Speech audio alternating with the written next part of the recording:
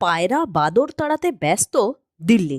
Badminton বিশ্ব চ্যাম্পিয়নশিপে যাতে কোনোভাবেই পায়রা বা বাঁদর দেশের মান সম্মান ডুবিয়ে না দেয়, তার জন্য এবার তৎপর ব্যাডমিন্টন অ্যাসোসিয়েশন অফ ইন্ডিয়া ও স্পোর্টস অথরিটি অফ ইন্ডিয়া।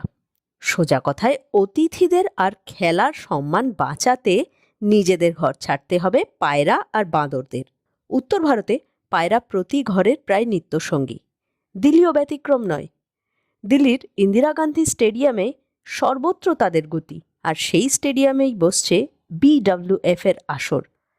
যে কোনো খেলা চলাকালীন বা দর্শক আসনে থাকা অতিথিদের কাছে পায়রার বিষ্ঠা বা অতর্কিত হামলার কারণে যাতে ভারতের মুখ না পড়ে তার জন্য আলাদা উদ্যোগ। স্টেডিয়ামের ছাদে পায়রা তাড়ানোর জন্য বিশেষ প্রলেপও দেওয়া হচ্ছে।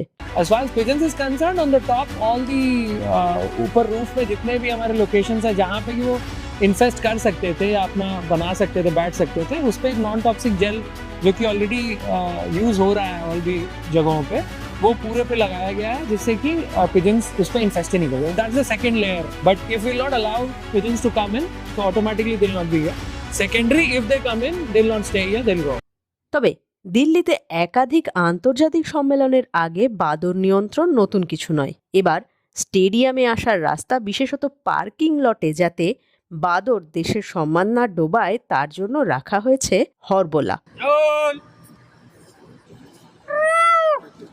इन चीज़ों से बंदर बहुत अच्छे से भागते हैं और बहुत अच्छे से चलते हैं। इस तरह भगाते नहीं सर कि रोड क्रॉस करते हुए कोई गाड़ी लग जाए, कोई मोटर लग जाए, सब आगे पीछे देखना पड़ता था।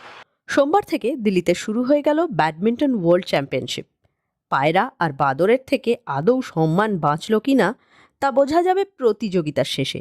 তবে কিছু দিনের জন্য যে মানুষের প্রয়োজনে তাদের ঘর ছাড়তে হচ্ছে তা নিশ্চিত।